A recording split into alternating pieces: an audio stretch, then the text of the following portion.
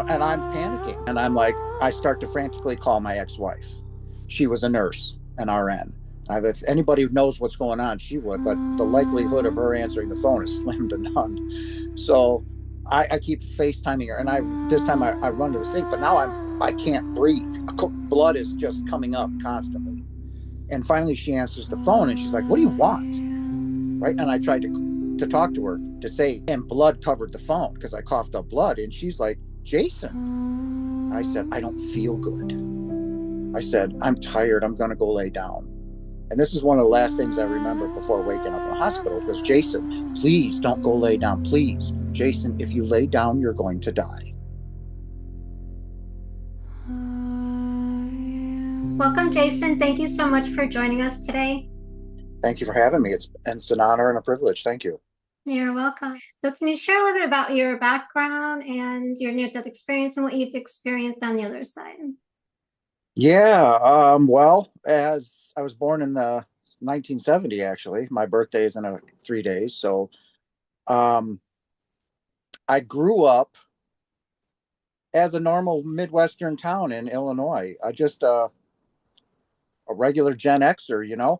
Um, but I grew up with the only language that I knew at the time that I got from my grandparents, and that was I grew up Christian. I grew up Catholic. And as a little kid, you believe your grandparents, um, or an adult. My parents really weren't religious. I don't ever remember my mother ever attending a church. Maybe my father a few times with my grandmother, maybe on a holiday, but I really got my Catholic upbringing from my grandparents, mostly my grandmother. And as a young, boy, I believed what I was being taught. I believe right and wrong, good and bad, heaven and hell, angels and demons, and all that. Um, so as I grew up, I went to public school. Um, and as I said, this is the 70s, so everything's really relaxed, not like it is today by any stretch of the means. But I grew up in a public school up until the fifth grade. Then I was pulled out by my grandparents and I was taken into a Catholic church, a school. And that's where I really had the Bible shoved down my throat. I really had Christianity, you know, ramrodded through me. Read that Bible cover to cover, enacted plays, you name it. I was an altar boy, went through all the sacraments, just your quintessential good Catholic little boy. And again, believing what I was told.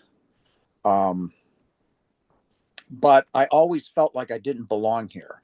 And finding out after all of this that took place, I was a very loving, a very deeply loving little boy. I found out later that I was a highly empathetic person. So this was, and I grew up in a very abusive family. I was beaten, to say the least. My mother was uh, an alcoholic, and you either have the very friendly kind or you have the abusive kind. Well, I got the abusive, um, and you didn't mess with my mother, and I found that out. So growing up, I was very conflicted. I began to become a very angry little boy, right? Um, so I learned very quickly how to take care of myself and how to save my sister from the beatings, who was 3 years younger than I was. So by the age of 5 and 6, I'm learning how to take care of her, getting her up and getting her fed, getting her, dressed. And so there was no noise. You didn't make noise in the house. There's none of that. Otherwise, it was a beating. And I'm not talking a little spanking, it was a full on beating. Um, so that's the kind of atmosphere that I grew up in. And then my parents divorced. My dad moved out, and he was abusive at times. But I still lived with my mother up until 1980. So I was a highly empathetic person, but I didn't know it at the time. I was like, why am I so emotional all the time? Why am I crying all the time? Why am I feeling like I don't belong here? Kind of thing. So I began to become very angry. I really withdrew within myself. And as I'm going through this Catholic upbringing in this Christian school, nobody liked me. Nobody liked me anywhere I went. And later I found out that's a vibrational frequency thing, a chosen one thing. just vibrating higher than most. So I really knew I was doomed when I started going to Catholic church. I wasn't, it was clear from a little kid's point of view that God didn't love me. Clearly, I was just an abomination to him, and he just clearly hated me, had no love for me. And of course, I had, um, bisexual experiences. I didn't know it at the time, but finding that out too was just like, well, okay, clearly I'm doomed. That's it. This is evidence of hell on earth. Um, so after those 2 years, I went into another public school, moved in with my father, and that's where I really retreated. Okay, I really withdrew from people wanting things, doing things. I really just stayed in my room, stayed away from people, did what I was told, got good grades, quintessential good kid, right?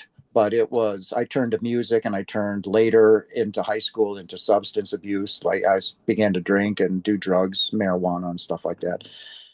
Um, but we'll fast forward now to April 2nd of 2020. And the last time I had a relationship with God was in, like, I was 8, 9 years old when my grandmother, 78, woke me up to go to church, and I kicked her hard. And I sat up. I said, "Don't you ever wake me up to go to church. Don't you ever, ever. Do you understand me? God hates me. He hates me." And I said, "I'll take care of myself. Don't you ever wake me up." And then that was the last moment I ever spoke to God, spoke his name, Jesus, anything.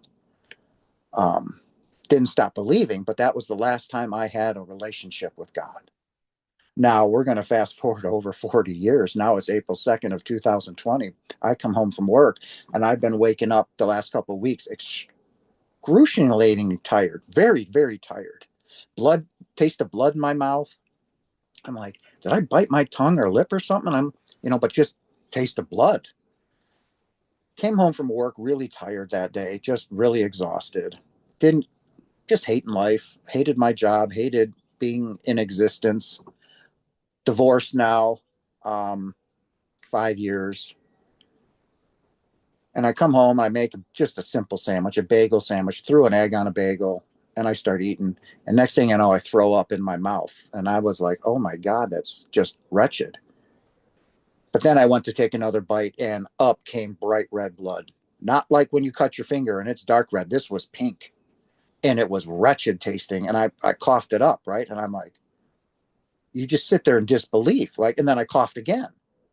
Now the coughing is like every 2 or 3 seconds, but blood is coming out, right? And I'm starting to panic because I'm looking outside and I'm seeing life go by. I can't breathe anymore, and I'm coughing up blood. And ding, ding, ding, the light bulb goes off. I'm dying, right? And here's the world. It's just going on like there's nothing wrong with going, and I'm panicking. And I'm like, I start to frantically call my ex-wife. She was a nurse, an RN.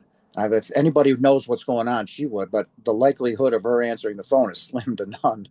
So I keep FaceTiming her, and this time I run to the sink, but now I can't breathe. Blood is just coming up constantly. And finally she answers the phone, and she's like, "What do you want?" Right? And I tried to talk to her to say, and blood covered the phone because I coughed up blood. And she's like, "Jason." I said, "I don't feel good."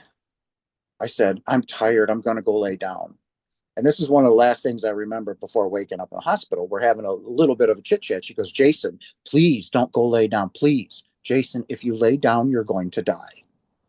And I said, "I'm tired." I said, "I don't feel good." And I'm coughing up blood. She sees it because it's in my hand. And she says, "Jason, please, I'm telling you, if you lie down, you're going to die." And I said, "I'm sorry." And click, phone hung up. I was like, wow. In my mind, why couldn't we have an easy conversation like this throughout our 12-year marriage? So, right? That's the last thing I remember. Now I wake up. What day it was, what out, I don't know. It was dark. My hands and feet are strapped to a bed. I have a myriad of doctors around, stuff up my nose, tube down my throat. My hand, like again, my hands and feet were strapped to the bed. I couldn't move them more than an eighth of an inch up.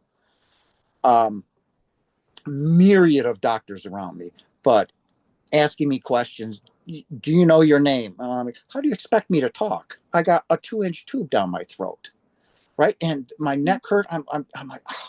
And she says, that's where they put the IV. And later I found out that's where they restarted my heart, right? She says, we had to inject it right into your heart immediately. I'm like, oh, that's clearly good to know. But the moment I woke up, I looked up off to my left and there was a presence where the TV was, undeniable presence. Like, when somebody's in the room or they come into a room, you can kind of feel it. You have that sense. And I could feel it. There was somebody standing there. I couldn't see it, but I could feel it. And it was a very, how do I want to say, a very comforting feeling, a very warm, loving feeling. I was trying to get the doctors out of the way so I could just focus on that. Um, and they're asking me questions. You know who you are? You know where? You know who the president is? How do you expect me to talk? I can't even move, right? And I'm like going through all these motions, right? In the hospital for a month. But I finally said, I tried to make a thing like this, like, right? You're not going to pull anything out. I'm like, so they loosened the the restraints, and they gave me a pen and paper, and I write itch. I itched. You know what it's like when you get an itch, you got to scratch it. Well, my whole body itched like that. So it was like torture. I was going insane. And finally, I'm rubbing my face. I'm rubbing, scratching, my arms. They're like, well, he's not going to do anything. And I just itched. I mean, for like 20 minutes, I just scratched my entire body. And they're, okay, he's not. So every time they'd want to communicate with me, that I would, right, are you in pain? Yes. And they would give me more fentanyl. I'd never experienced pain like this. But, when you see somebody on a ventilator and they're sleeping. No, they're not. Your mind is still awake. They put your body down. Your mind, it's very much active. And that was hell. So I'm feeling all this pain. I can't move my body because I'm like doped up. But I felt like I was being tortured, dragged out somewhere. I was having horrific hallucinations. It was a horrific time. I would not wish that on anybody ever. You just see it in the movies, and next thing you know, they're up and walking around. I was on a ventilator for a month, and I lost 75 pounds. I was lethargic. I couldn't talk. I couldn't move. I couldn't go to the bathroom, wipe my butt, nothing. But the entire time there was that presence. So finally, towards the end of April, around this time, I was taken off the ventilator, taking the catheter out, which is a very unpleasant experience in itself. But no one was in the room. It was like a late afternoon. What day what day? I don't know. I have no clue. Um, and when you're on the verge of death, and I knew I was, right? Um, I don't care who you are, what religion you are, what faith, whatever. When you know you're dying, you will cry out to God, right? You will ask to be saved, please. And that is exactly what I did, right? I had no strength or energy, and I got up on my elbows and I was shaking uncontrollably because I lost 75 pounds. I had no strength or energy, but I sat up as far as I could and I was shaking uncontrollably and I began to sob. And that was the first time since I was an 8-year-old boy that I cried out to God. And I said, please. And now, mind you, I am sobbing uncontrollably. And I'm talking to this TV, this presence that is there. I have no idea what or who it is at the moment, but I was begging for my life. Please, please, God, please don't let me die. Please, I am sorry for abandoning you all these years. And you, Jesus. I said, I never stopped believing in you, but I quit having a relationship. Mind you, I'm sobbing uncontrollably. right? And I said, I am sorry, Father. Please, God, please forgive me. Please don't take my children. I have two daughters. Won't name them. I said, please don't take them from me. Please let me see them again. Please. So I'm begging for my life. And I have no business doing this. None. I knew where I was going. Okay. And I said, there was somebody out there that I truly love, a twin flame. I didn't know it at the time, but my twin flame. And I said, please don't take her from me. Please, please. I cannot go home without her. Please, please. Let me hold her hands. Let me kiss her. Let me make love to her again. Please don't take her from me. Please.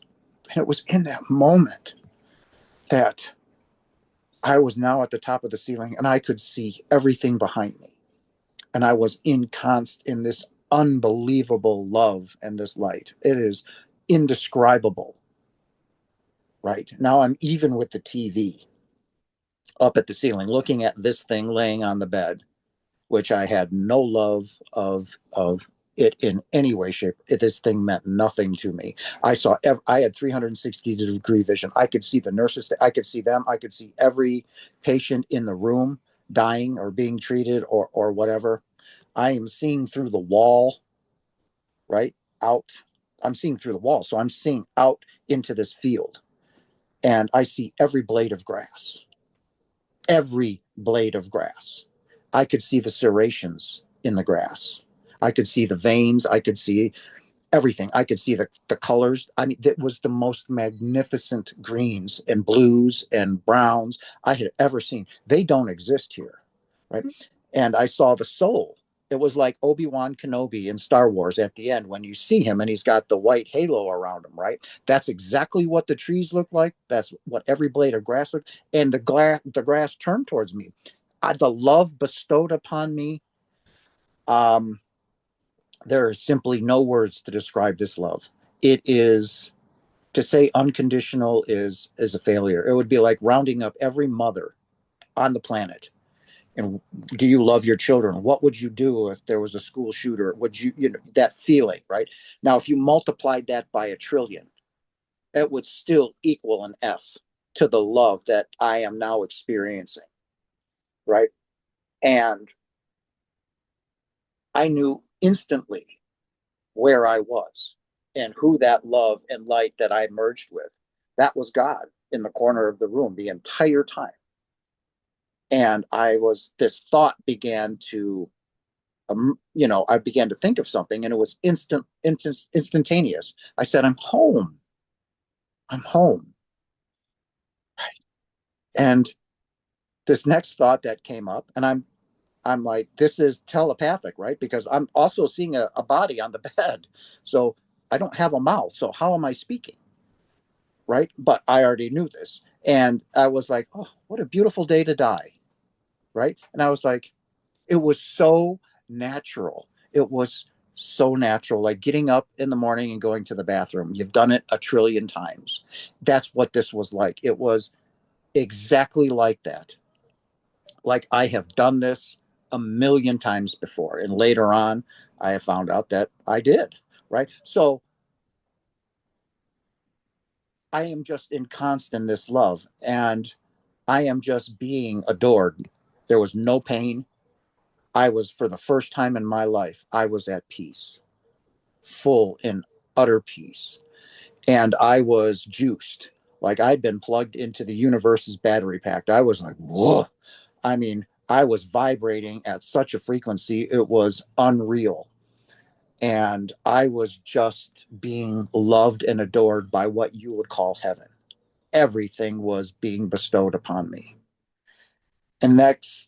And how long this took, again, I have no idea. It could have been 5 seconds, 5 hours, 10 days. Who knows? Right now, another presence showed up, and I instantly knew who that was.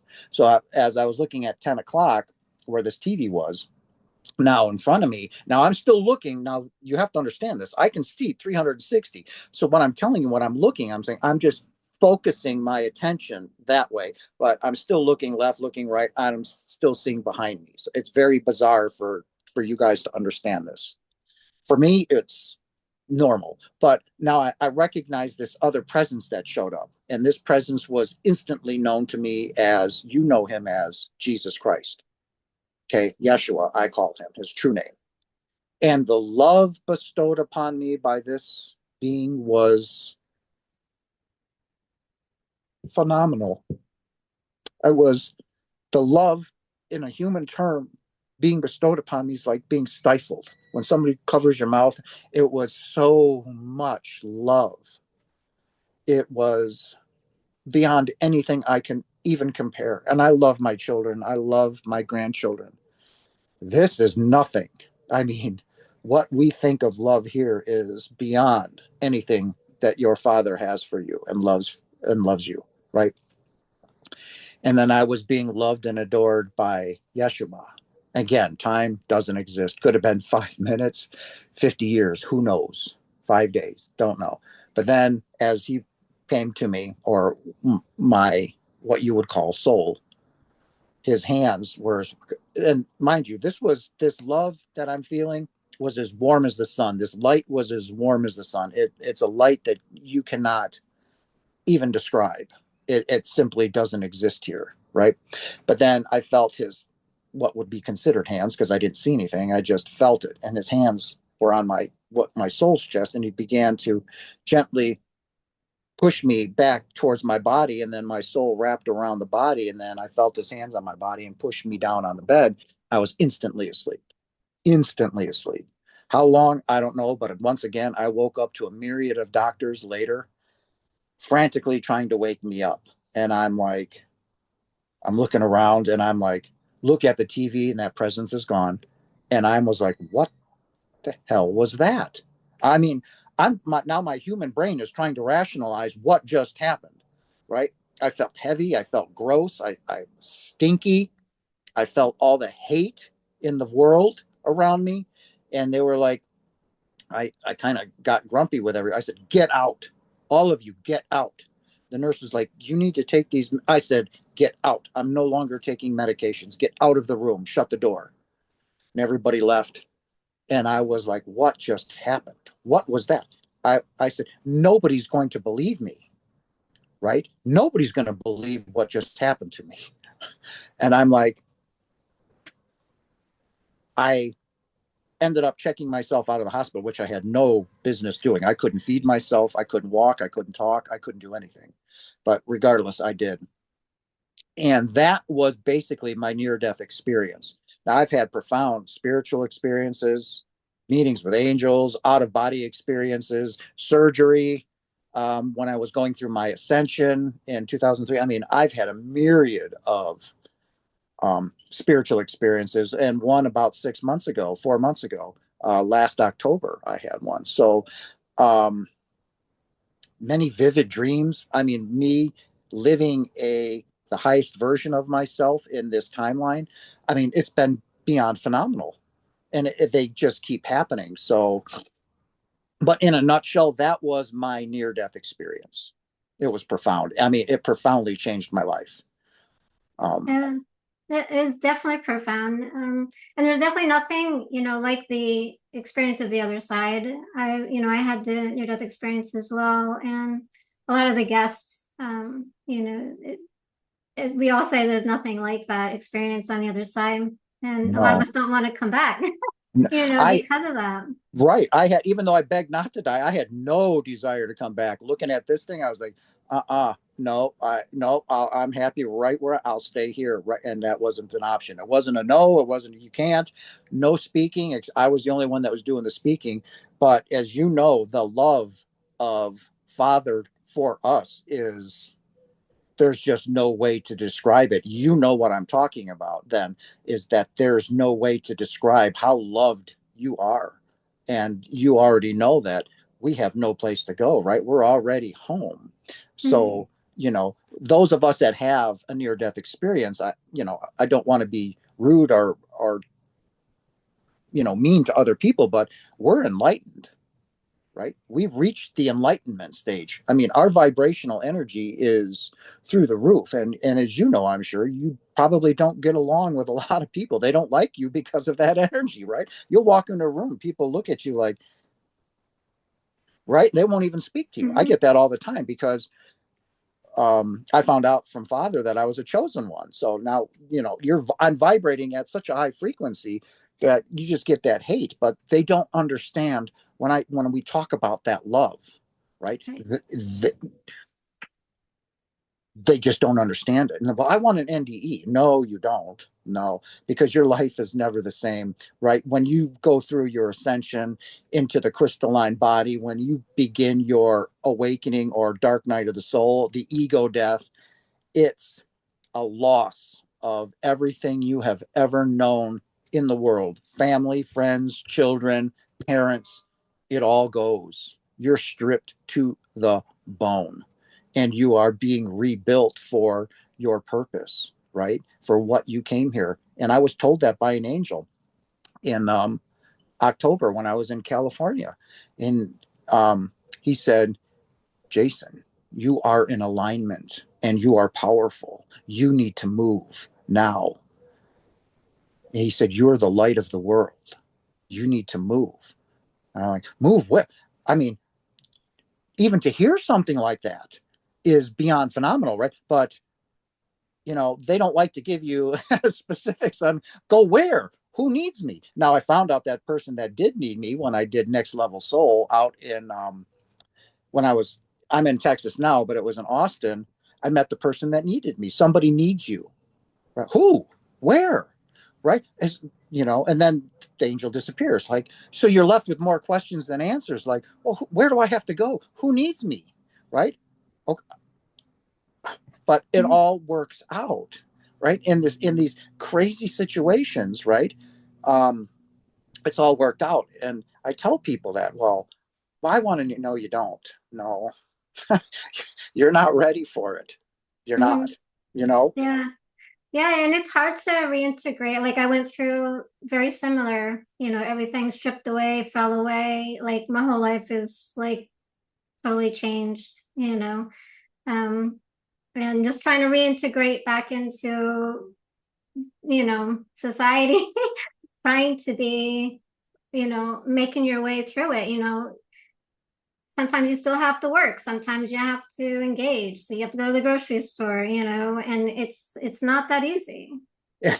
Excuse me, it's not. And with what I've gone through, I mean, I'm still being stripped. I'm here in Texas, but I'm working on my business, but I'm no longer employed. I'm homeless, right? This couple that loves me to death, they bought me an RV. I'm living in an RV in Texas. I moved from California back out here, but I'm I've lost everything. I mean, I've lost everything. And the funny thing is, I don't care. It meant nothing to me in the first place. Money, the job, the career, you know, what we call family. I mean, it's all gone. And I have never been happier with less in my entire life. Right. I have very little money. My vehicle may in fact get repossessed. I threw out all my clothes, my everything, TVs, everything into the garbage. And people are like, are you all right? And I said, I've never been better. Right. Going to the grocery store, going out to eat is a struggle because I'm looking around and I'm like, you're so lost. You guys, it's like watching an ant farm. They're just so engrossed in believing that what they're experiencing is real. Right. Mhm. And I can no longer stand that. I mean, I know it's a game. I know that what I'm experiencing is nothing more than an illusion, a hallucination, right? A dream. But they're so caught up in it. And they're, how are you? And all this, all that. The small talk doesn't work for me anymore, right? I need depth. I need a soul encounter, a conversation with somebody like yourself who's had a near death experience because you understand what I'm talking about. That when I go to the grocery store now, it's like in and out. You don't need to talk to me. I know that all of you in the store are me, right? I don't need to interact with you. I just want to get in and get out kind of thing. And people are like, you're antisocial, you're rude. I'm like, no, no, I'm not. But thank you anyway. Bless you for your ignorance, but no, I'm not. So, Yeah. you got to play the game. I still have to play the game, right? Yeah. Of life. I still have to interact with 8 billion different versions of myself out there, right? And people are like, what do you mean? Yeah. I From a different level, like a different perspective. You're still, what do they say when you carry water, tap water? I don't know what the saying is. But yeah, you're just doing it from a you can different lead a perspective. horse to water, but you can't make it drink, right? So when you tell people this, it's like, what do you mean you're everybody? Everybody on this planet is me. And they look at you like you've lost your mind. Like there's no difference between you and I. Do you understand that? Right? And I'm a girl. Well, I'm not a man. They're like, whoa, okay. So when you try and have these conversations with people that aren't awake, you're nuts. Like they'll, this guy's lost his mind, and it's just like, so you learn real quick, even though when you're in the workforce, just to keep quiet, right? Just, it's not worth it, right? So now when father gave me the version, say, what do you want? I can get you a job, or you can work on your business, you can work on this, right? But then you have the fear of no money. They're going to take my car, they're going to take my home, my clothes, right? Well, I gave up on that. I could care less. That means nothing to me anymore, right? I've had so many vivid dreams, 4 of them, where I have been living my best existence of my manifestations, that I know they're coming. So which one do I want? So I had to choose, right? It's the flip flopping. Well, do you want a job or do you want this? I'll give you what you want, but it's you keep going back and forth that's going to keep your manifestations, taking a little longer for them to come in, because so I've focused all my energy, all my meditations, all my um, positive affirmations onto this business that I have, my loveandlightjason.com, my website, and my YouTube channel. And that's where I want to be. I know what I came here to do. So when that angel said, you are in alignment, meaning you are here doing what you are supposed to be doing and the rest will come, that was just the nail. He said, but everything's coming when you're established. What the hell does that mean? What does that mean? I'm homeless. I'm living in my car. What does established mean? Finding out it's your mind, right? There can be no more flip flopping around. It has to be the dedication and absolute belief, or what Jesus said, have faith, right? That what's happening is not being punished. You're not being punished, right? You're just being, as we said, stripped bare and rebuilt. That was the whole ascension process in 23, which was profoundly agonizing. That was a very painful few months, being, you're going from the carbon-based body into the crystalline body. That was beyond painful, right? So Mhm. it's being established in your mind. This isn't your mind, as you know, your mind is at home with father, right? So this runs the suit. Um, so it is being established without question. Knowing is what it is, right? And that's where I was struggling for months. It's like, what does this? How can I be? How? I don't. Where's this coming? How's it going to come? I'm living in my car. God doesn't care about your materialistic stuff, right? So I'm still struggling with, right? My twin flame is coming, and he said, yes, she's coming to you when you're established. And again, what does that mean? They don't give you answers. They give you more questions that you've got to figure out, right? And that's the whole purpose of coming into this realist, this duality existence, right? Is to bring your mind back into unity, to become established as I and the Father are one, Mhm. Yeah. right? Yeah. Yeah. And there's a lot of, I find on my journey, there's a lot of blocks, like the doors close. And I'm like, okay, uh, what do you do now? And it's like, okay, it's just an interesting journey, as everything falls away and then there's doors closing when you felt like you were guided in that direction. It's almost like, okay, now since you've done this, you've gotten to maybe learn what you need to learn or whatever you need to do happen. Now you move into this. And it's like this reorganization from here to there. And it's just really interesting journey. Right, because you know when you walk through that door, right? That's where people get scared because once you walk through a door and it closes, there's no going back, right? So now what do you do? So now when you enter the void, right? Because your old self is still present while the other one hasn't fully formed yet, where do you go? What do you do? Right? There's there's like you just said, there's that what do I do moment. Like there's no other doors opened yet. So now I just sit here and do what? Right? Because we've been programmed horrifically wrong, right? We've been programmed since birth to be something we're not. Get up, go to school, become this, do this, get a job, get a house, get a car, and get all of this crap that we were never meant to do when we came here. So it's inbred in us that we are constantly supposed to be doing something, right? That we're supposed to be working, we're supposed to be on our screens, we're supposed, you know, instead we're supposed to be sitting there in silence, like I've learned to do quite often, quite a bit, and to go within, right? And know that everything is happening for a reason. I am right where I need to be, doing what I need to be doing, right? If I wasn't, then my soul would take me to where I need to be, right? Your soul will always put you where you need to be, whether you like it or not. It's right. You know this. So why am I here? You need to be there because that's where you need to be. 99% of the time, you're going to have no clue why, right? It will eventually work its way out and you go, oh, okay, now that makes sense, right? But in that time, that downtime, this species begins to panic because we're constantly supposed to be doing something. To sit there idle and quiet is frowned upon by this, especially by this society. Oh, this guy's worthless. He doesn't work. He's not doing anything, right?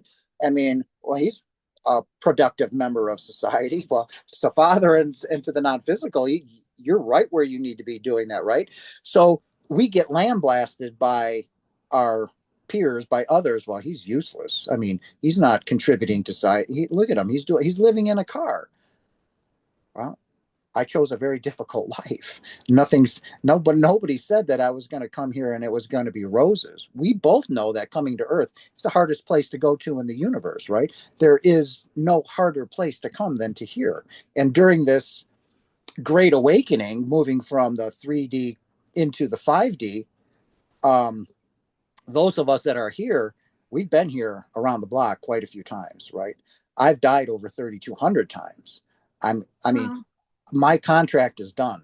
I keep coming here. Now, I found out that in 2024, I do believe, I had a massive out of body experience when I was still living in Wisconsin.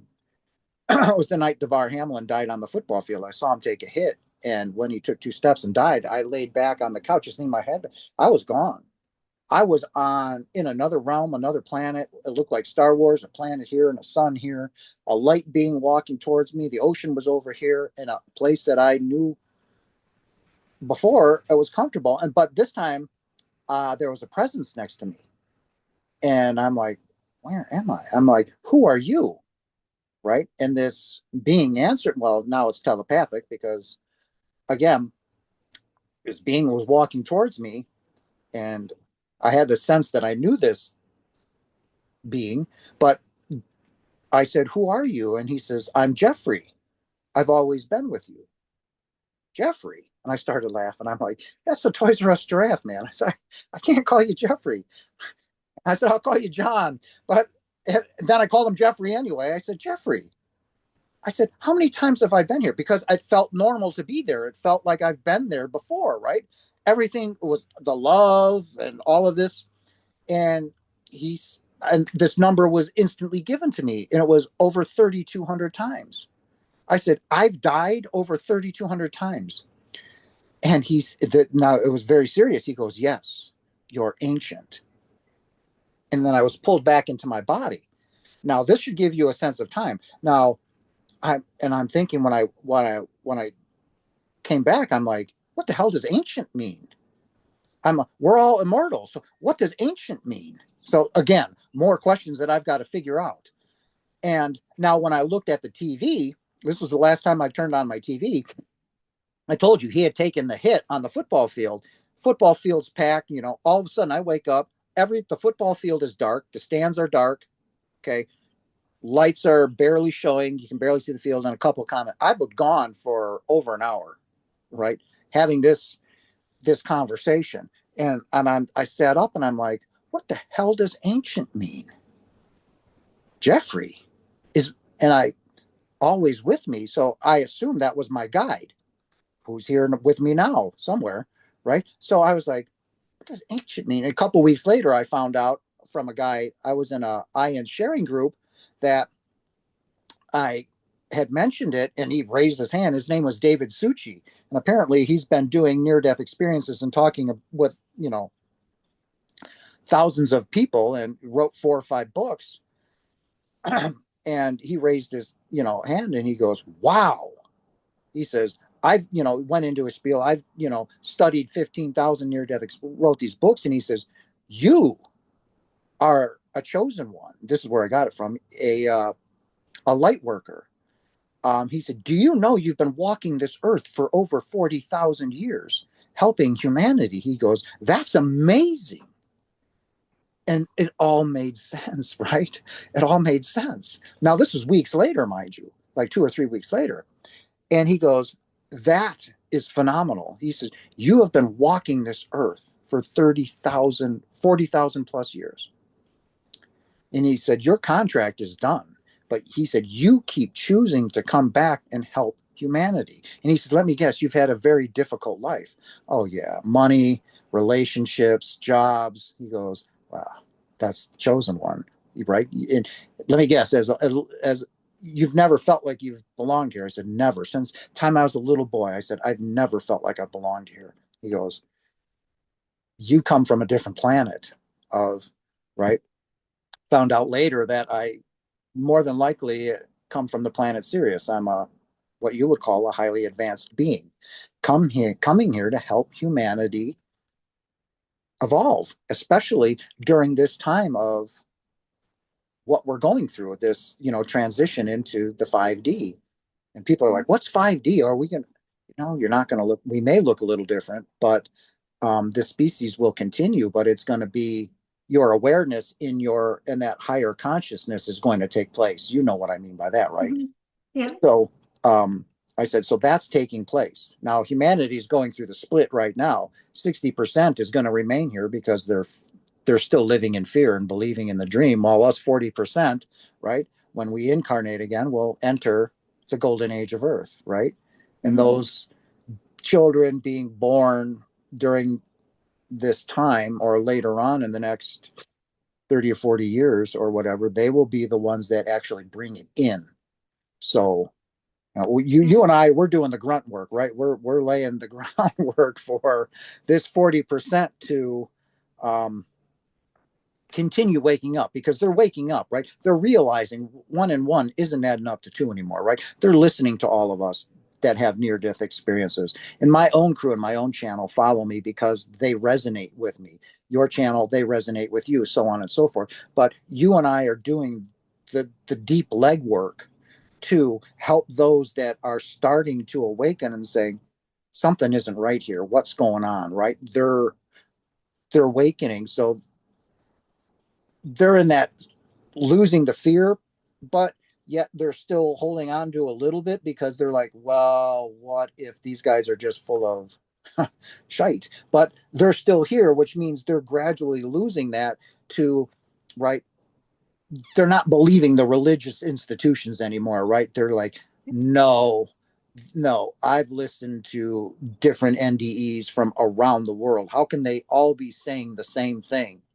There's no way that they could be possibly lying. There's no way, right? Right. So it's It's our not like I want to say it's kind of like evidence, but not necessarily like scientific evidence because you can't really, per se, scientifically say, oh, that's actually true. But it is if enough people, are saying the same thing, it is evidence correct. in that way, right? And so I do see a lot of people waking up and a lot of people understanding and leaving religion. And Yes. religion irks me Oh, it because it teaches us so many lies, right? Like we're sinners, like we're going to hell, there is no hell, all these things, which are not true. And I feel like that plays a play in a role in keeping us separate, because when you believe that you're a sinner or a lower vibrational energy, it creates that separation from your true self and source and who you truly are.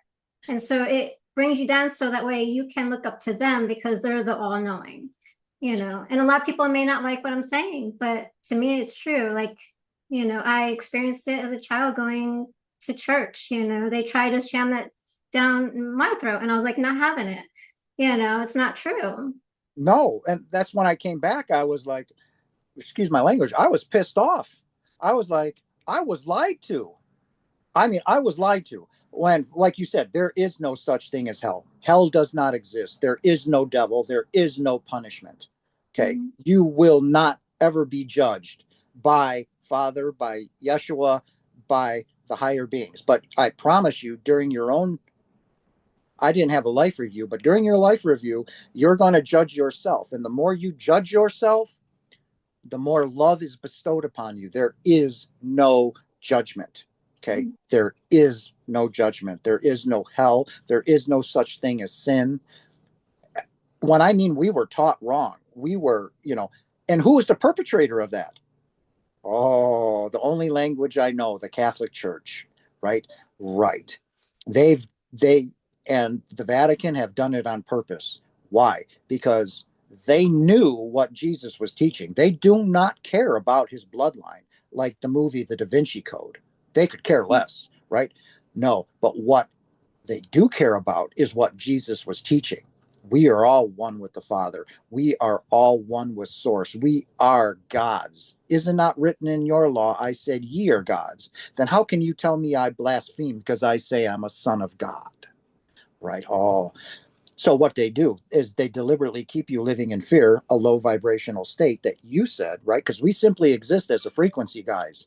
All right. A vibrational frequency. We do not, this body is absolutely meaningless. It is of such littleness. It is beyond your understanding of it. It means absolutely little. Okay. But you've been told to identify with being a male and female, hence you being lost, right? You are, you know, you need to ask yourself this question, guys. Who's listening to these words right now? Who's seeing this, right? Is it you or is it the observer? Who's watching this, right? So when Jesus said, I and the Father are one, he wasn't just talking about himself. He was talking about all of us when they picked up stones to stone him. And he said, which of the good works from the Father am I to be stoned? For your good works not, meaning his miracles, but you, being a man, make yourself God. Now, his absolute best reply, now this was 2 millennia ago before the Catholic Church even existed. Jesus said, is it not written in your laws? I said, you are gods. Gods, ladies and gentlemen, you are a God.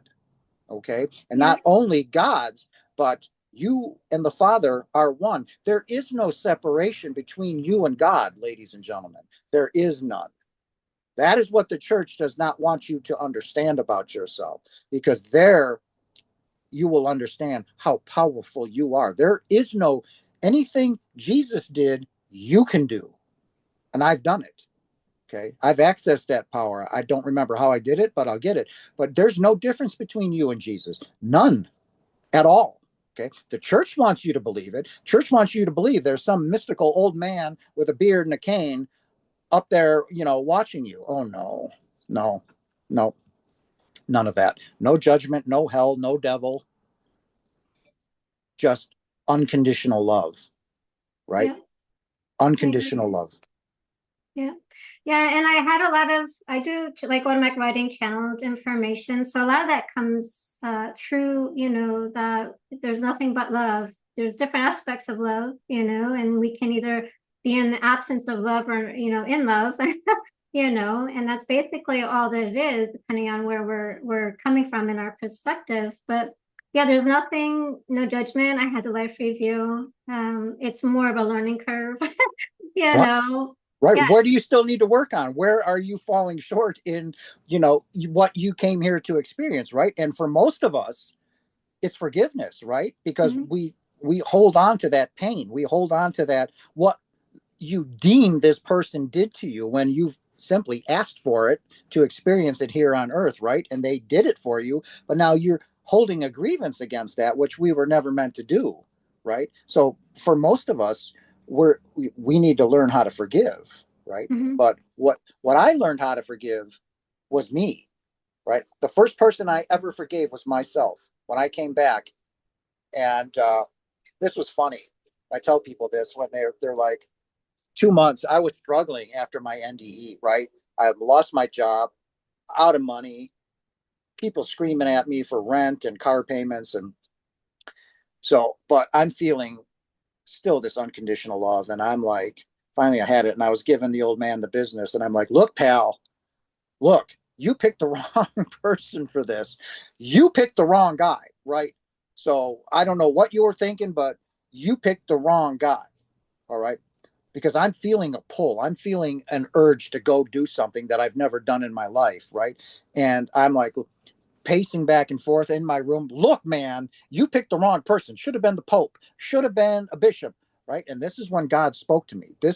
I'm still feeling his love and all this. And that's how Father speaks to you, through our emotions and our feelings. But this is when he spoke to me, when I said that one last time. And he said, why not? You are my son. Oh,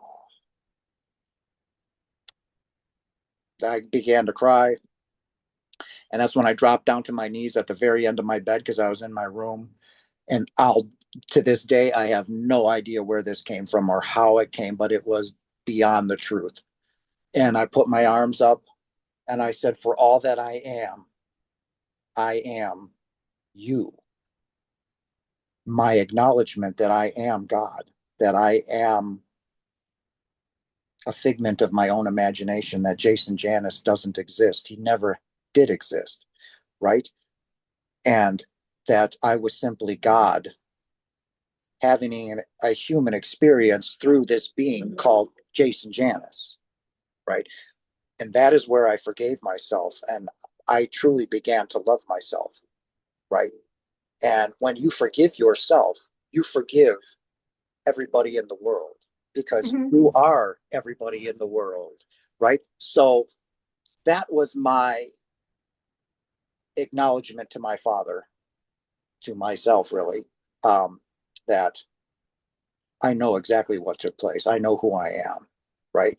I know where I need to go. I knew that I had to be of service some way, somehow, to this species, to this planet, to teach, right? And he knew I was a little perturbed with the Catholic Church, and I was like, I will not allow this to happen. I will not allow this to happen any longer, right? I told Father, it's going to go down. I will let everybody on this planet who's willing to open up and know who they are, and that they don't need anything but to love themselves. That's really where I got spoken to a few times. We're like, start your YouTube channel. I'm like, how? Right? That fell into place. Start your website, right? Started my website, right? And as it hasn't really come into fruition, because I'm still a work in progress, right? Still gaining knowledge, like you said, downloads and stuff, being shown where to go, what to do, kind of thing, like flying by the seat of your pants, which is really annoying because, as the species, we want to control things. No, That you were good. doesn't work so well, right? Because I'm living in an RV, homeless, with no job except what I'm doing now.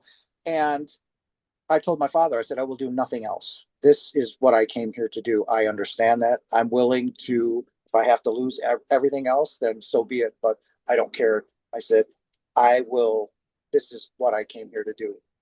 And Hmm. I've seen it through vivid dreams, right? I've gone to sleep and I was living this, like wealthy, traveling around the world, speaking to, the masses. I know what's coming.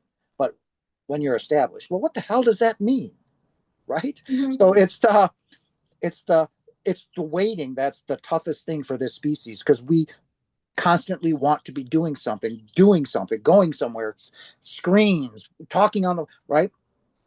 when Jesus said, do not seek anything outside yourself, for you will find pain, you will find misery, and you will find death, right? He told us to go where? Within.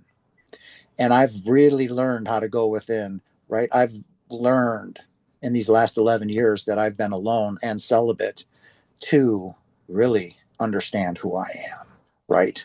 And that is where your power comes from, is knowing Mm-hmm. it, right? And I wouldn't give it up for anything in the world now. I will not have my peace destroyed at any cost for anything, right? When I'm out and about shopping or whatever, I need to come back and sit in silence, sit in peace, sit by myself, right? I prefer the company of my own self to being in a party, being in a social situation. It drives me nuts. They're vampires. They suck the energy right out of me. If you know what I mean by that, well, right? They're like, "Wow, you're really comforting to be around." Well, that's because you're sucking off my energy and you're way down here and I'm up here and you're like, wow, this feels good. Yeah, well, not to me, right? So, hey, and I'll go off on the balcony all by myself. What are you standing out here by yourself? Hey, you go deal with that, right?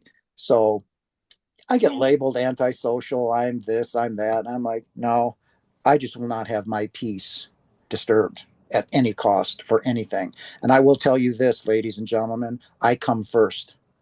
Okay, that's gonna shock you. I am very self-centered, and that's exactly the way your father wants you to be, self-centered. Okay, you came here into this physical realm to work on you and nobody else. You come first. You're to need nothing. You've been given everything. Okay, but you came here to work on you, not your children, not mommy and dad, not your job, not your friends. You, you come first in anything you do while you're here. Don't be maniacal. Don't be an asshole. Don't be, a sick pig, but work on yourself. Go within. exactly. Yeah, because we leave this all behind, right? We don't Correct. take this with us. So No. to work on the outside world is just how we work on ourselves, right? Not, do you know what I mean? We're here Yeah. to work on ourselves through the outside world, so we can interact and play with the world around us, right? And Right. that's But how we use it as a tool. But yeah, I've been through that. Like, okay, why me, right? Like, why me, right? right. I was on after the near death experience, I was walking on the beach. I'm like, okay, what am I going to be doing, right? And nobody was on the beach with me, and it said you were meant to write. So that's the writing I do, the channeled writings, and so the information Okay. comes through me, right? And so I'm also sent on little tasks, right? God appointments, I call them, where somebody will be just standing on the beach and we'll just pass. And for whatever reason, we have these conversations. They just start automatically. And I share You the that information that I get. that happens to you too. I'll be Mm-hmm. like talking to somebody and all of a sudden we're into this deep conversation. I'm like, the hell was that about? What was that for? Right. But I think you're right. I think those were meant to happen. Right. And I'm like, why am I talking about this? And they're so profound. They're like, wow. Right. And I'm like, and I'm looking at myself, what was that for? Right. But just like you, I think that's meant to happen. Truly, I think it's meant to happen. Mm-hmm. When I Because went we're being to, at service, to yes, source. Yeah. yes, right. So when I was living in my car in California in Lodi, when the angel came, said somebody needs you. Well, shortly after I got up and was getting motivated, I went to Next Level Soul. So I traveled out to Austin, Texas for Alex Ferrari, right? I did his show, which was fantastic. Loved it, right? So we're having this conversation, waiting for my Uber driver. And then I get into this Uber driver, young black lady, and lo and behold, I didn't know it at the time. This is the person that need me. So she was like, "Oh, Jason, I was going to do Friday the 13th." And, she goes, "Well, what brought you here?" And I said, started talking. I said, I did, I had a near death experience. I died. And, we started talking, and tears are streaming down this young lady's face. And I was saying, I love all of you. And I said, I love you no differently than I love my own children, which is the absolute truth, as I love you no differently than I love my own children. And she said, She goes, you don't know how badly I needed this. And I'm like, what did you say? She goes, you don't know how badly I needed this. And that's what the angel said. Somebody needs you, right? She's using the exact words. Mm. So a month and a half later, I meet the individual that needs me in a completely different state, right? So we have this profound conversation. And throughout the whole thing, she goes, saying the same thing. She goes, I need to hug you. Can I please hug you? Right? She just gave me this. I've never been hugged like that, even from my own kiddos, right? She just hugged me. And I wiped her face and I gave her a kiss on the forehead. And I said, I love you very much. I said, you're going to be okay. Okay. And I said, you're going to be okay. And I said, it was a pleasure meeting you. And I just walked away. I never heard from her again. But there was the person that needed. The angel was right. But why couldn't you say, well, hey, pal, you're going to go to Texas. You're going to do, there's no direction. There's no advice. There's just, you, somebody needs you. Well, that's who? I didn't know I had to go to another state, that it was going to be an Uber driver on my way back to the hotel, right? But so these are the kinds of profound events. I mean, I've had 4 meetings. Well, that was the fourth meeting with an angel. I've had 3 prior to that, right? Profound experiences. One out of body experience I just told you about. The first one was 2 years after my NDE. When I went through my ascension, I came home and I was struggling, and I had come back from a police ticket, right? I was shaking, throwing up, vomiting. I was falling out of the shower, ringing in the ears, just dizzy, lack of appetite. Just whoever said going through your ascension process is going to be fun and beautiful, they're beyond full of cripe, and they've never done it, because it's brutally painful, ladies and gentlemen, because you're being redesigned on a cellular level while you're alive. Okay, so you're being transferred from the carbon to silica. So your cells, your DNA is being rewritten while you're alive. It's painful. Okay, and I woke up drenched in sweat, and I found out why. I tried moving to the right or left. Cold water poured over both sides of my body, and I was like, so what was happening is my higher self was hovering above my body while I'm being rewritten, redesigned, right? So that was painful. So I came back and I was shaking uncontrollably, and I had been fired, go figure. Thank you guys for just a brutal life, but I did this. So, and I'm sitting on the couch and I'm just shaking. And then all of a sudden I feel from the back end of the couch, like from behind me, come in from the side, and I felt 2 hands enter my stomach, wrist deep. And they're doing this. Oh, but it felt so good. All the pain was gone. I was like a shot of drug or so. I was mellow. I was relaxed in a love state, right? And they're just doing that for like 2 to 4 minutes. I was quite alive, right? And I'm feeling these hands going like this. And I'm like, and then all of a sudden they went like this. And I'm like, all the pain was gone. They performed surgery on my couch, right? So I've been through so much after my death. So when people say, I want a near death experience, oh, no, you don't. You're not ready for it. And besides that, we, as you know, when we design our lives, we've picked the near death experience. We picked being the chosen one, right? We picked this experience. So yours is handmade by you, mine was by me, and everybody else had their own. They're all the same, but yet they're different. So we are the ones that are worldwide coming together for the rest of humanity, basically, to tell all those who are willing, ladies and gentlemen, you have free will to listen to what we have to say or not. You could say, well, you guys are just full of shit, right? Well, we know the truth. So we're telling this to you so we can help you evolve, right? But if you haven't gone through your ascension process or your awakening, again, that's the ego death or the dark night of the soul for what you guys understand, which is what I'm going through right now, the complete and total destruction of the ego. He's still there, but he's of insignificance, right? So, and we are here to help humanity evolve, to get pushed into your awakening, to wake up from the dream, right? Mm.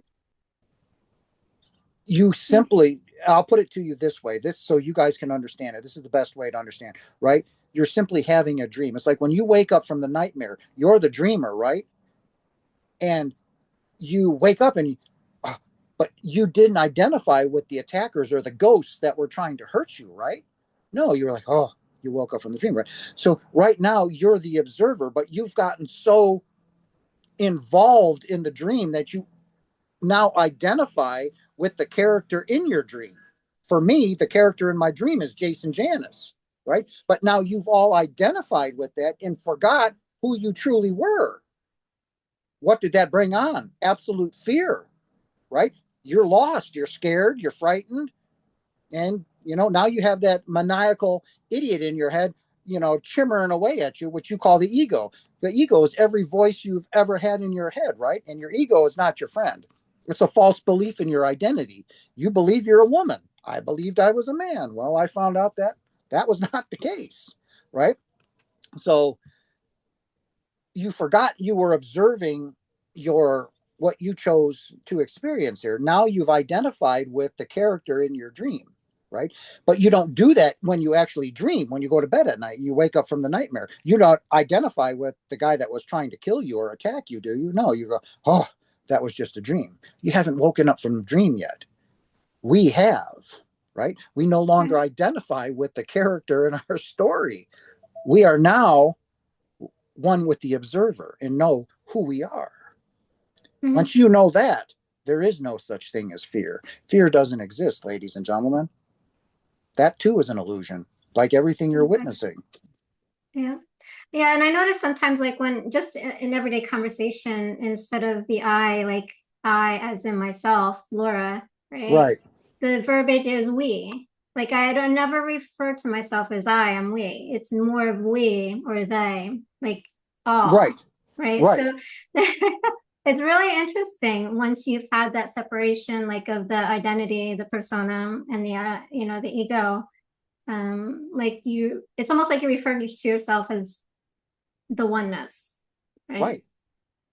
And that's what I refer to myself as, all, or like when I said that, for all that I am, right? I refer to myself as all or the I am, right? And people say, well, who are you? And when I tell them nobody, they're like, what do you mean nobody? Then where are you going? Nowhere. There's nowhere to go. And they say, bye, right? Because it's the truth and you know that. So when you tell people like that, they're like, this guy's on drugs. Is he drunk? Is he right? So when I talk to my crew, like I go live every Friday and Saturdays, right? So when I say, we are going somewhere, they're like, who's we? I'm my father. It's us, right? Or the one. They're like the verbiage is different, like you said, right? Yeah. So it's your whole life's changed, and that's when I tell people you don't want a near death. You're not ready for it. You're not. You It's have not a to give one. up everything pretty much. Oh, everything, everything. I've lost my children, even though I speak to them every now and then. I've lost everything. Not that I had a lot of friends to begin with, but those dropped away. Family dropped away. I am literally all alone in this front yard, living in an RV, homeless, homeless. But in the same aspect, ladies and gentlemen, I'm right where I need to be doing exactly what I'm doing because my soul brought me here. So what I would highly encourage all of you, and it will help you because you've been taught the opposite, is to listen to your feelings and your emotions, especially you ladies, okay, or to the female bodies, right? Don't let anybody tell you you're over emotional or you're a sap. Guys, it's okay to cry. I cry all the time when I'm meditating. I'll start to get emotional and cry. I'm feeling love. Listen to your feelings and emotions. Why? That is how your Father, God, Source, all that is, that I am, speaks to you. He speaks to you a trillion times a day. You've learned to push those feelings off. Oh, that's stupid. That's silly for me to feel this way. No, that's your Father speaking to you. And when you have that gut feeling that you shouldn't go do something, that's your archangel. That's your intuition speaking to you. They're talking to you. Listen to it. Okay? Don't boo poo it or push it off anymore. You've been taught wrong. That's what the church and society wants you to believe. right? They don't want you to believe in that. So when you're feeling all mushy and all lovey, you're in alignment with your guidance system. That means you're in alignment with your higher self. Your higher self. The only part of you here running the suit is your personality. It's where you get your personality from, not just one lifetime, but all your lifetimes. So each time you Mhm. come into a new incarnation, you have that personality.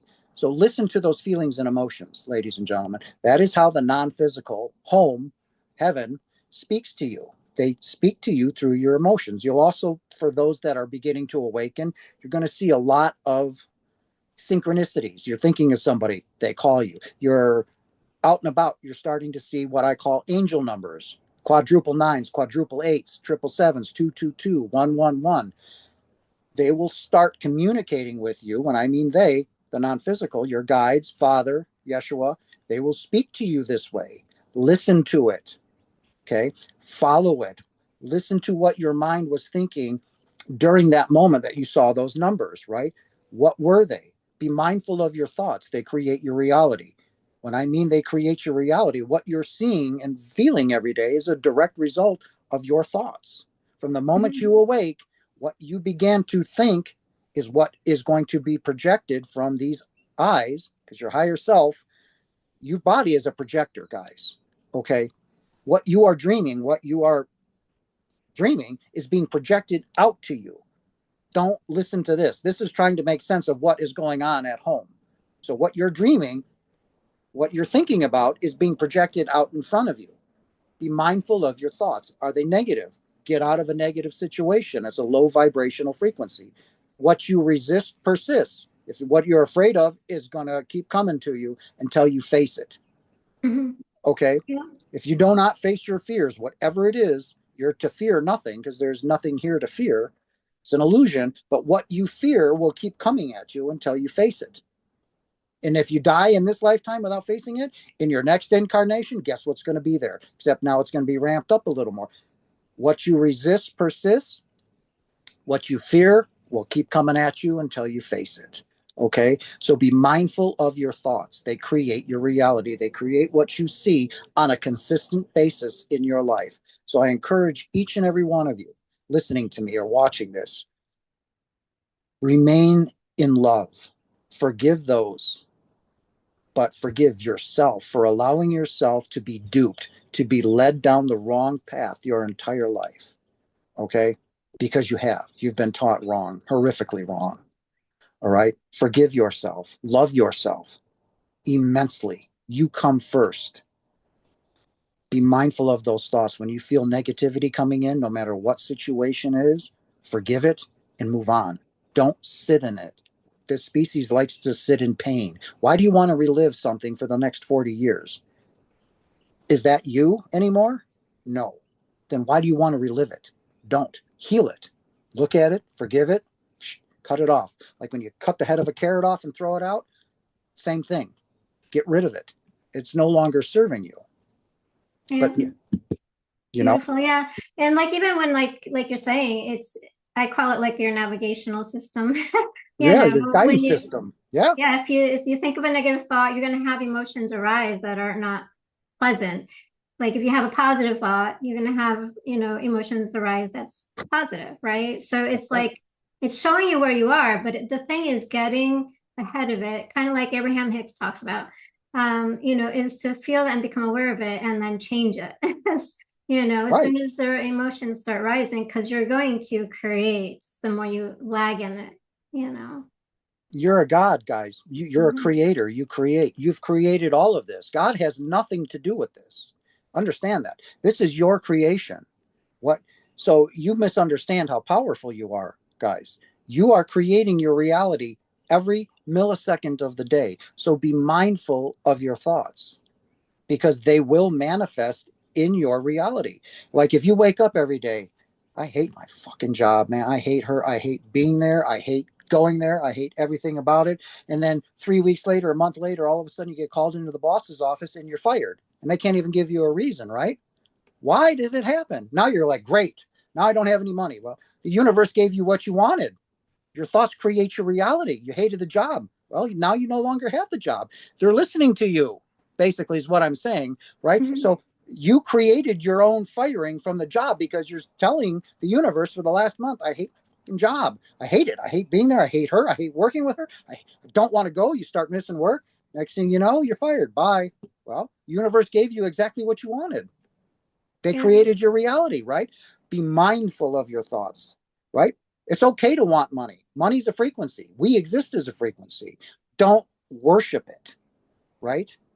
Love it. That's great, right? Same thing with your job. Find a career that you love. Love your job. Love it, right? Wake up. Love money. Love your partner, right? If you're not happy in any of that, fix it. Change it, right? That's all you got to do. But that's Mhm. in your mind. You've got to be mindful of those thoughts. Remain in love, right? But I'm not happy in that job. I want this job. Now you're telling your father, well, okay, I don't want this job anymore. I am this, right? Be careful of how you speak, guys. This is another thing I need you to understand, right? The I statements and the I am statements, those are extremely powerful. Let's start with the I, right? I hate my job. The I is a command statement to the non-physical, to Father. Now you have his direct attention. Jesus is your guides, your overlord, everything, right? Now, what follows is brutally important. Okay. Your follow up statement, right? I hate my job. Well, now you're not going to have that job because on a consistent basis, when you say it, because you don't realize how many times you're saying it every day, right? The I statement, I'm this, right? It's going to create your reality. You're going to get what you want. The non physical is a genie in the bottle, just letting you know. So now the I am statement is beyond powerful. It is a direct commandment. Father is, you have his absolute attention. Now, if you say, I want $1 million, well, what did you say after the I? Want, right? So you're going to say, well, what's coming to you? Wanting. I want. Well, the non physical is going to keep giving you that. And you're like, why is this happening to me? Why? Nothing's happened yet. Well, yeah, it has, but you just weren't paying attention to what you were asking for. You got more wanting. So when you say, if you want money, which we all do, we all need more money, right? When you say, you got to say it this way, I am a millionaire. Ooh, that, ladies and gentlemen, is on its way to you. But now, here's the thing, you've got to match that frequency. That million's going to come, but it may come 1,000 here, 400 here, 800 here. It's going to come, but you've got to match that frequency. Money's a frequency, right? If you don't have a lot of money and you're struggling, you don't match the frequency. You're a frequency. You're vibrating at a certain frequency. Those people that have money, they're vibrating at the money's frequency or more. So it's flowing to them like you're turning on the water faucet.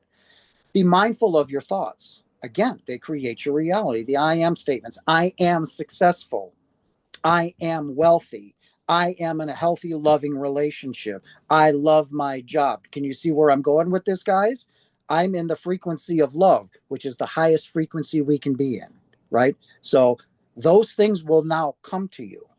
But when you're in a bad mood and you're hating somebody, get out of it because that's going to keep coming towards you, right? What you want is attracted to you. So be mindful of these, guys. And that is the best way that you can identify with what's happening in your life and why things are happening. You are a God, you are a creator, you are creating your life. Even though it's a fake life, a dream, you're still creating it. Okay. The I am statements. Be mindful of your thoughts. It is brutally important how you think and speak. Okay. Yeah. Beautiful. Thank you. Yeah. And a lot of times it's like, okay, so people are trying to navigate, trying to manifest things and they don't come. So thank you for sharing that. I did want to kind of jump into a question that I had because I think I heard it on one of your podcasts that you've done. You were talking about Jesus and being in the water, and then his body started convulsing. Mm-hmm. So, and what came to me is like he was having like a Kundalini experience. It's more like he was zapped with all that energy when John plunged him under the water. Mhm. Um, he was what's what I call his enlightenment, right? Where he was, but he already knew this. It really wasn't his enlightenment. It's the best way I could describe it to people at a time. But like a Kundalini experience, what he was zapped with all this energy, so all his chakras were aligned, but he already was that way. But that was a confirmation, right? So he wandered off um, onto the shore, into the weeds and tall trees and stuff like that at the time. And this is what you know biblically in the Bible, where he sat there for 3 weeks, right? Because he was, you know, twitching and jerking, right? If he were to start walking down the street, he would have been stoned to death. They would have thought he was possessed by a demon or something. They would have killed him, right? So he knew that. So he wandered off into the weeds. And this is where you know the story in the Bible that he wandered the desert for 3 weeks, tempted by the devil. Well, we know that the devil doesn't exist, but what was he doing in those 3 weeks? He was battling the ego, right?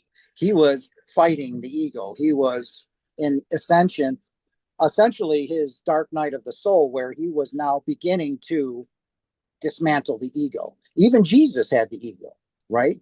And Mhm. if you've seen the movie, what was it? Oh my, Passion of the Christ. You ever see that movie? Yeah. Okay, remember the end scene where what you perceive as the devil said, "You can't handle this," right? And Jesus stepped on the snake, all stupid stuff from the religion, right? But when Jesus did that and you see him being banished, right? That wasn't the devil. That was the ego. He killed the Mhm. ego, right? The ego Yeah. was no longer there. So I was like, wow, you know. So that's what he was doing in those 3 weeks. He sat off on the shore, well, recuperating from what just happened, but it was the beginning of the battle of the ego where he began to kill the ego. Mhm. So, Yeah, and I kind of see that too, like, because I was with uh, Buddhism, in this lifetime. I was sent there at a certain point to work on my meditation, get into samadhi and things like that. So I also realized that Buddha went through the awakening. It's like a hallmark, right? We all kind of all go through those mm-hmm. experiences, Yep. to transform our lives, kind of like what you went through, what I went through. And it's all very similar. It's just really interesting how, when you start looking into the stories and experiences, and a lot of the masters, they do have the similar experiences. Right. And, I said, even though I said, like, Father, I don't want to call myself a master yet, because I said, I'm a great teacher. I will give you all the information. I won't sugarcoat it. I won't, you know, pick you up and pat you on the butt and say, okay, right. I'm, in a way, a blunt instrument. I will not hold anything back. And a lot of that is, the dismantling of the Catholic Church and what we were taught. So, and I don't hold back, right? No, I don't hold back. Um, but we do go through those exact same things. We have Mhm. to, right? You have to be stripped. And again, guys, it's not punishment. This what I went through, Laura went through. This isn't punishment, right? It's a rebuilding, right? When you a house has been destroyed, you rebuild the foundation, right? And then you build up. That's what is happening when you have your ascension, when your body is being rebuilt into. We have three body types: the carbon base, which has served us for hundreds of thousands of years. I'm in the crystalline body, because your cells are now crystalline or silica, right? Which allows higher energy light to come be absorbed by your body, and it's painful. Then you have the light body, which Jesus was, right? So those are the three body types. But we will all go through them. Well, I didn't go through it in this lifetime. Well, you will in the next. I promise you, when that time comes, when you are ready, okay, you have to be ready for this.